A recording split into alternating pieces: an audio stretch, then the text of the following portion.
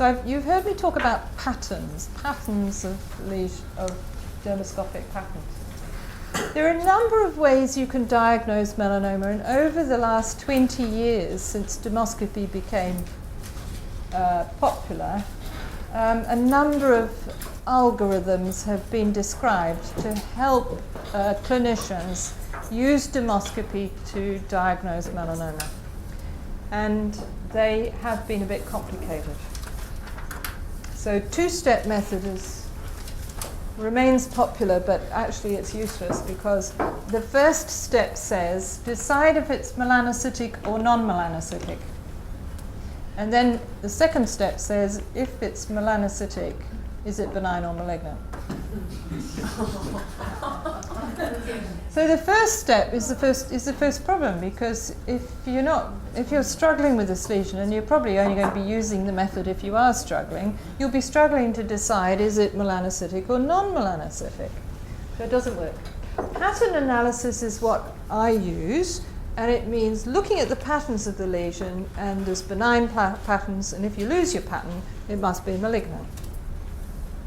But the original pattern analysis is metaphorical, and there are at least 150 metaphorical terms for people to learn. And it turns out that if you use a certain term in Austria, they speak perfect English, as you can hear from Christine. But the Austrians are very, very good at dermoscopy, and they're very, very good at English. But the Australians don't understand them. Because these metaphorical terms depend on the terminology. For example, one Australian jumped up and down and said, I've never seen a cobblestone in my life. We have tarmac in Australia. He said, what's a cobblestone? So, and if we say, what's a spoke wheel, you have to be a cyclist to understand that one. And so on and so forth. And as for a leaf-like structure, that's one that really people struggle with, leaf-like. Well, what does that mean? I mean, the leaves come in every shape. So what's leaf-like shape? Doesn't really work. So pattern analysis has been reformulated as the modified pattern analysis, and it will be reformulated again. And so the decision of the International Dermoscopy Society 2 weeks ago was we would have a modified pattern analysis, which used descriptive and some metaphorical terms. There were some metaphorical terms we just couldn't get rid of, like cobblestone, cerebriform, and maybe spoke wheel, but we wouldn't have some of the other ones. So Argentiano went for 7 points. Well, you've got to be able to count to 7, that's the struggle. Stoltz's ABCD rule is very effective, but you have to have a calculator. You can't do it without a calculator because you add up and subtract and multiply. And if it's less than 4.3, I can't remember the numbers, I'm making these up, then it's benign. And if it's more than 5.7, if it's malignant. And if it's between 4.1 and 5.7, it might be. Too difficult. 3 points now, oh, we're getting there. 3 points, most of us can cope with that. I use a 3-point checklist all the time. Cash, colour, asymmetrical, I don't remember, sorry, blink, I've forgotten. But Harold Kittler wrote this brilliant book and said, he's Austrian, by the way, that they were too confusing. And he said, let's just look at what the lesion is, looks like, and decide whether we're going to cut it out or not. And we're going to do that simply by looking at the overall pattern. And if it doesn't have an overall pattern, then maybe it needs cutting out. So if anybody is interested to read this further, this is a fabulous book. So we come back to patterns are made up of basic elements, lines, circles are joined up lines, clods are defined shapes, but any shape and any colour, and dots are too small to call them clods. So then we come to patterns. Well, we have patterns of lines, patterns of clods, patterns of dots. So the pattern of lines, the most common one we talk about is reticular. So these are intersecting lines. We've already talked about branched lines, for example, the red lines in BCC. Parallel lines, we usually see those on the soles of the feet. Radial lines Radial lines is like there. We've got a central point and lines coming off it. And curved lines is usually a seborrheic keratosis. So, which of these has a reticular pattern? And Bruce will have to come closer to decide.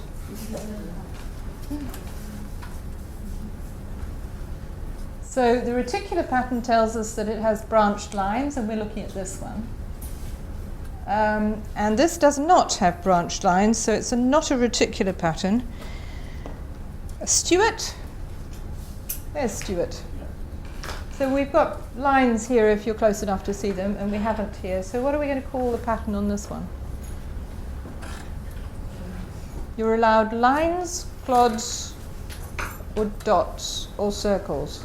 And if you can't have any of those, you have structureless. It's quite variable, so I say structureless. Yes. Some clods, it's variable. Yeah. So it isn't a clod pattern because you have to have at least 30% of the lesion has to have that pattern, and it certainly doesn't have 30% of clods. It's got different colours in it, but it doesn't have clearly defined lines, dots, or clods. So this is structureless, whereas this definitely has some lines in it. It might not matter. They both have a single pattern. So this has a single pattern of brown lines, and this has a single pattern of variable colours. Pigment networks represent the shape of the epidermal rete ridges and papillae. And actually, B is more real. A is how we draw it because it's easier, but B is actually more what it looks like. And we talked about that before, that circles of intersecting and lines intersecting might look similar. How about this? Which has branched lines?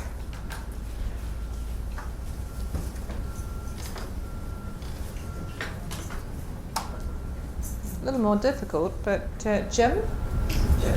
Yep. Okay. Well, left you definitely see them. Even though those are mainly parallel, there are some small branches off the parallel. Indeed they are. But these are the ones we call branched red lines, and we call these parallel with a fibrillar pattern. So that's a variation on parallel. So this is parallel pattern. And fibrillar is when you get these tiny little fine bits at an angle coming off. And that's actually because of the way of taking the photograph, and it's not entirely accurate. You can re-photograph it and get rid of them. And they only see it on certain parts of the feet, and it's due to pressure. So branched lines. That is normal skin in somebody who's really very telangiectatic. I think the bit in the middle was the thing they were photographing, but the lines are more interesting. If you have normal branched red lines, just because you've got a red face, the variation is less. So the thickness of the line is retained, and the branches will be narrower, but they all ought to be similar sort of size. Whereas in cancer, there's high variation in the diameter of the lines. Okay, so we had branched lines. What about parallel lines? Which lines are parallel? A, B, both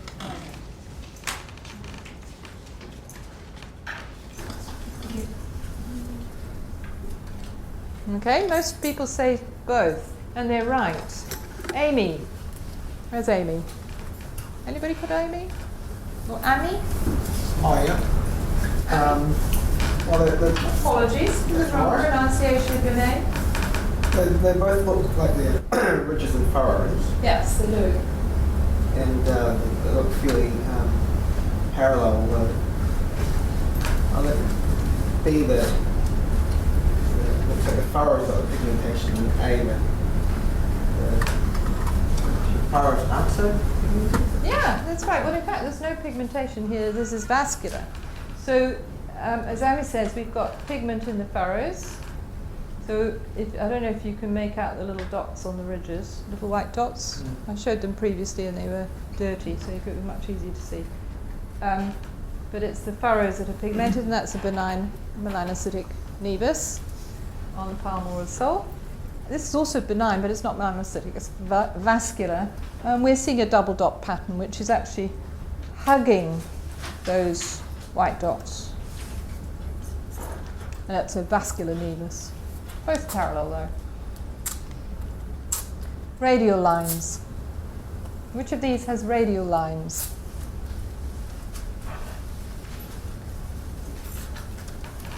Okay, so most people are agreeing that we have two sets with radial lines. So this is a central structureless with radial lines all the way around, and this is something different, but also has radial lines. Sarah Painter? Hi, Sarah. Would you like to describe this lesion to me in terms of lines and dots and clods and structureless zones? Well, there's two clodless components for these. The dark component, which gives the radial lines out to the right-hand side of it. Yep. And the lighter pigmented area looks almost has some parallel lines to the left-hand side of it. Actually, those would be the skin creases, because you can see that skin crease going all the way up there. So we ignore that. It's a reticular pattern like that round. Okay, so what do you think's going on here? Well, it looks as though it needs to be cut out. Absolutely. It definitely needs to be cut out. And the thickness of the particularly the structure with the radial lines is definitely suggestive of Okay, you're absolutely right. So this background area is basically a reticular pattern nevus and looks innocent. But the thing that's popped out of it or onto it is not uniform. So let's start with the edge, because we're talking about radial lines. Those radial lines are variable. There's some thinner ones, and they seem to disappear as well. And this is a benign lesion. It's a reed nevus actually. It's starburst pattern, meaning it has radial lines all the way around the edge. And the melanoma, they're less uniform. And we've actually got things called pseudopods, which are lines with a clod on the end. So a pseudopod is a lollipop. And they're very characteristic of melanoma. But then we've got them here too. And so they're not characteristic of melanoma if they're all the way around. So we always go back to symmetry. This is a single pattern, starburst pattern, benign. This is obviously more than one pattern. And if we look in the middle of it, there's variation in those shades of grey and black, and they're not in a uniform pattern. So you wouldn't have any problem clinically. You'd say, ooh, take it out, looks nasty. This one might have been taken out too, in fact it was, but doesn't look quite so nasty. And that's a pigmented spitz nevus, and that's a melanoma. So that's the lines, and now we talk about rounded structures. So we've already mentioned one of those, the pseudopod, which is basically a line with a clod in the end. Circles are lines, joined up. Clods are not lines. Dots are not lines, and structureless is not lines. So can you see any pseudopods?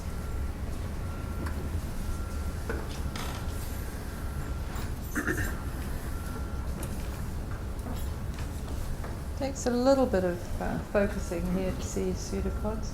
So both of these are melanomas. They're asymmetrical in colour and structure. They've lost pattern.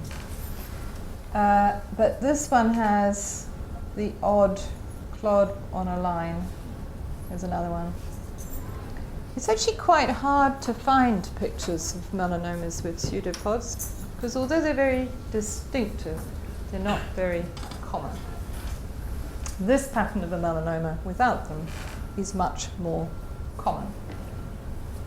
And trying to find any form of line in here is much more difficult than it was in the nevus that you were all struggling with before. There are some lines up here. But cancer is destructive. So those reedy pegs that formed the lines have gone. It had been wiped, gone. So the natural history of a melanoma is to lose its lines. This one's still growing outwards, so it's got its lines on the edge, but they've gone in the middle because they've been destroyed. So if you're going to look for lines in a melanoma, you look on the edge, and here we have some. And here we have some.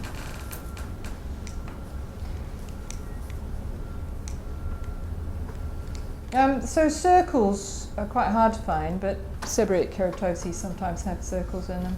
Those are obviously dots. Grey dotted pattern is the lichen planus-like keratosis. And we really don't see many patterns. So you can have a brown dotted pattern. It's an uncommon type of mole. You'd never even bother getting a dermatoscope out because they're just very ordinary moles. The grey dotted pattern is the lichen planus keratosis. And once you know it exists, you no longer have to remove those lesions because it's a single pattern. It's really very harmless looking. What about clods? Which of these two has clods?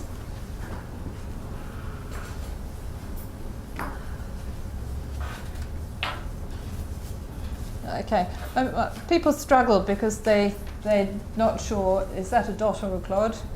I can tell you under a little tiny dermatoscope you definitely called it a dot. And the clods can be big, like the cobblestone pattern. But it really doesn't matter, they're a single pattern. So what about structureless? It's easy for us to see that this is structureless. It's a blue nevus. But a lot of normal nevi are also structures. So although there are some structures coming in on the edge, probably lines because the edge is where the junctional component, there may be clods in the middle, but a lot of the lesion is structureless. Colours. So that's just patterns. So most nevi have one pattern. Most benign lesions have one pattern, seborrheic keratoses being the exception. But they can have more. Colour. Colour is less important than structure. So is anyone colourblind in this group at the back? You shouldn't have any problem with dermoscopy at all if you just concentrate on the structures and how they're distributed, because the actual colour is less important. But these are the colours of dermoscopy. And black is melanin on the skin surface, light brown, dark brown, grey is papillary dermis, blue is deep dermis, skin-coloured loss of pigment. Yellow and orange and white reflect, well, keratin, orange can reflect serum, serosoos, and red and purple, and sometimes blue, blood. So black means you've got a lot of melanin right in the skin surface. Blue means you've got a lot of melanin deep down. And light brown is in the epidermis. Now, if it's denser, more pigment, it will look darker. The thing is that a melanoma has lots of colours in it. So a benign lesion, 1 to 2 colours, melanoma 5 or 6. And then you've got 3 and 4 to worry about. So if you see 3 and 4 colours, that's where your problem is, because you've got to make your mind up. 1 or 2, benign. 5 or 6, malignant. So here's a nodular melanoma. It has light brown, dark brown, black, blue, grey, purple, lots of colours. I'm going to get you to do a counting exercise. I'm going to give you 20 seconds to count the colours, 10 seconds for each one.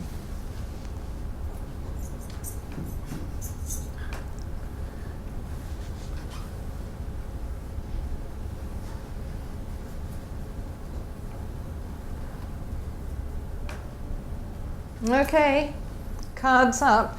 Which has more colours? Should have half and half if I'm right. We do have half and half, great. So What's this lesion? Absolutely, seborrheic keratosis. What's this? Melanoma. So this melanoma is not very colourful, really. They don't have to be very colourful at the beginning. So advanced melanomas are colourful, but early melanomas may just be 1 or 2 or 3 or 4 colours. And seborrheic keratoses can be extremely colourful. So the message there is pigmented skin lesion, symmetry of colour and structure, 1 or 2 colours, benign. Asymmetry of colour and structure, particularly with lots of colours, you've still got the differential seborrheic keratosis or melanoma.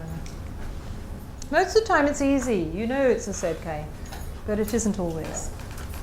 So in melanocytic nevi, we tend to get nice ordered patterns of lines or dots or plots, circles, pseudopods, structures.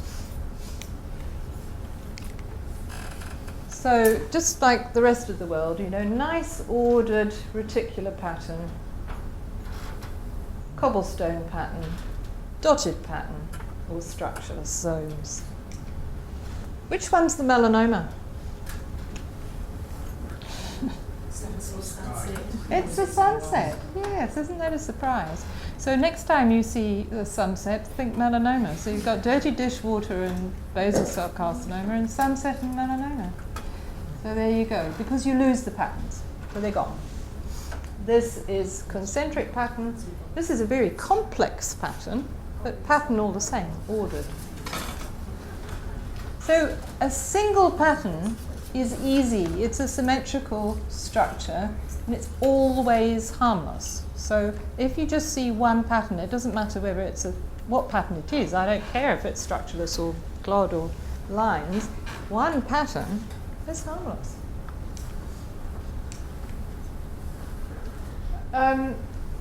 The type of pattern doesn't give you the diagnosis. So reticular pattern is seen in all these different things. In fact, it's the normal pattern. Normal skin is a reticular pattern. So very easy to see the lines there. Much more difficult with these larger plant nevi. Which of these two can you see reticular pattern? So intersecting lines.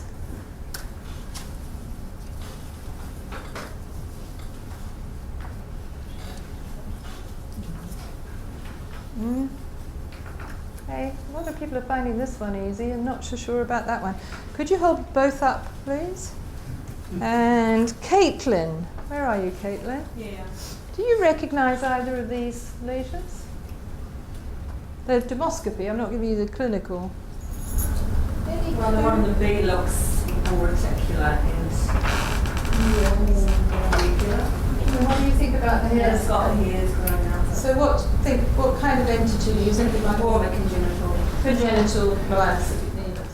Well, this is another kind of congenital melanocytic nevus which isn't hairy and is called a speckled lentiginous nevus, and they're sort of spotty things. And in that case, it's also got a reticular pattern, but it's just spotty reticular. So the background has nothing much, but each of these is made up of lines. It's rather subtle, but histologically it's pigment in the reti, which is it's another pattern which is harmless.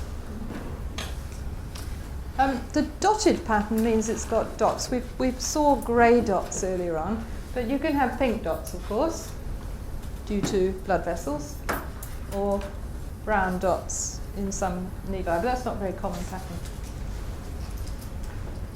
And obviously purple or red or blue blood vessels.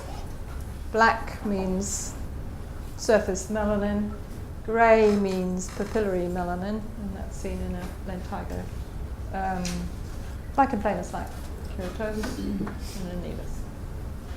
So this is easily seen as dotted nevus, whereas these dots are really actually made up of lines, but you can't see them.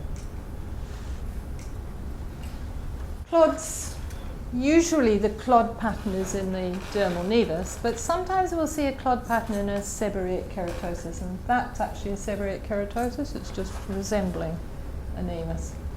And this is the other time where you see the clod pattern, and that's actually blood and subcorneal hemorrhage. So we can see from the lines that that's from the sole of the feet, and somebody's jumped up and down and got a subcorneal hemorrhage. So black heel or talon noir under dermoscopy looks like red clots.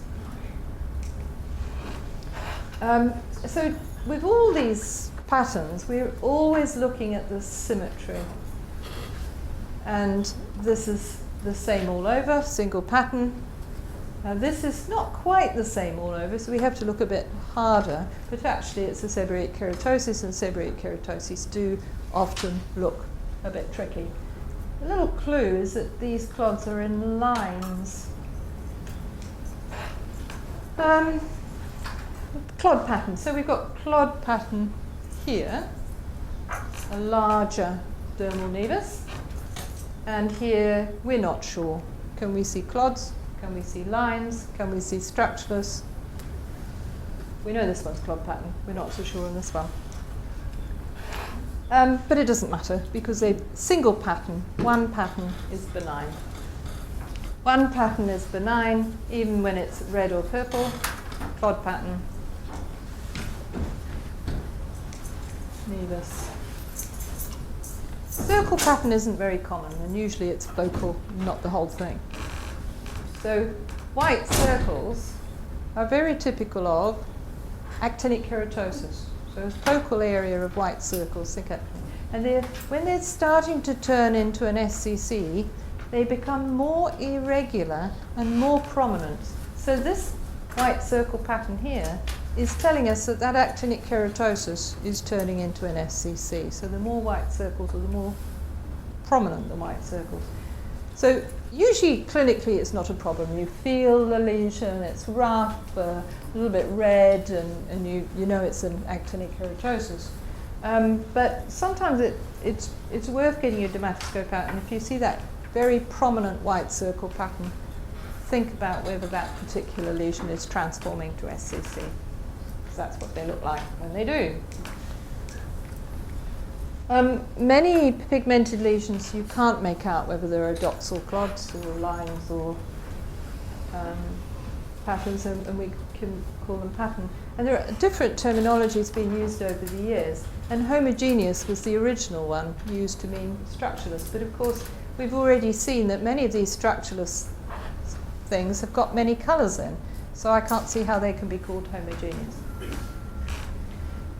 You are allowed a few lines, a few dots, a few circles, but not as much. If you had 30%, then you would have to give that a different pattern name.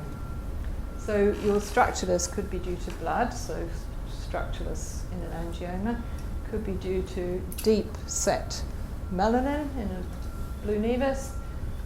This is a neurofibroma actually, so that's just skin coloured, there's no pigment at all. Or in a common mole. So which of these two has a structureless pattern?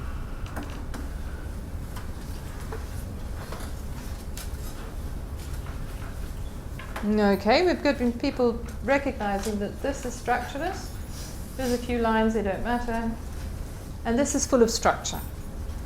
It's a seborrheic keratosis, but it's still full of structure. So it's got thick curved lines. It's got clods.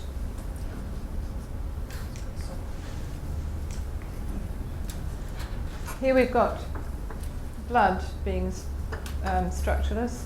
So we had blood before showing up as clods. This is blood being structureless. So normal purpura, or this is another subcorneal hemorrhage, but the blood hasn't spatted out. Okay, changing tack. You've got used to having your white card meaning option A and your orange card meaning option B, but now you have to read the instructions. So If you think it's reticular, you hold up white. If you think it's clods, you hold up orange. And if you think it's structureless, you hold up both. That's it. So this is structureless. Pretty easy. We have got some lines, but they're just skin creases. They're not part of the structure of the lesion. What about this one?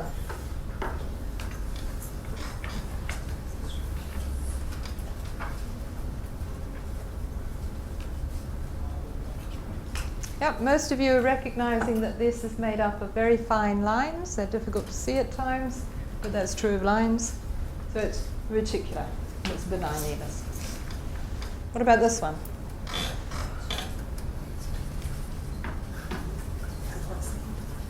Okay, so orange, clods. This is more difficult. This is a flat seborrheic keratosis or a thickened solar lentigo. And everybody looking will see different things. What do you see? Okay, some people are seeing lines, some people are seeing clods and lines, and some people are seeing structures. If you look very closely, you'll see there are small clods made up as in lines. And if you look from the back, it's structureless. Okay, I'm going to try another exercise. Could you hold up your white if you see a single pattern? Hold up orange if you see multiple patterns within the lesion. That's interesting. Okay, we've got probably the whites are winning, that it's a single pattern. It is basically the same all over, so it doesn't really matter whether you saw clods or lines or structureless, it's the same all over. If I look at that bit, it looks much the same. So it's a single pattern. Benign. Move on. Doesn't matter. Harmless. And again, this one, we might decide that they're dots if they're small, or clods if they're big, or structureless because it's structureless in the middle. So we're all going to be confused with that. What did I decide with that one? I think I didn't decide. I've left it at that. Question mark. But it doesn't matter because of the symmetry. We've got something in the middle and something around it, but it's symmetrical. So I think in this case we can say there's two components, two patterns, but it's still harmless because of the symmetry.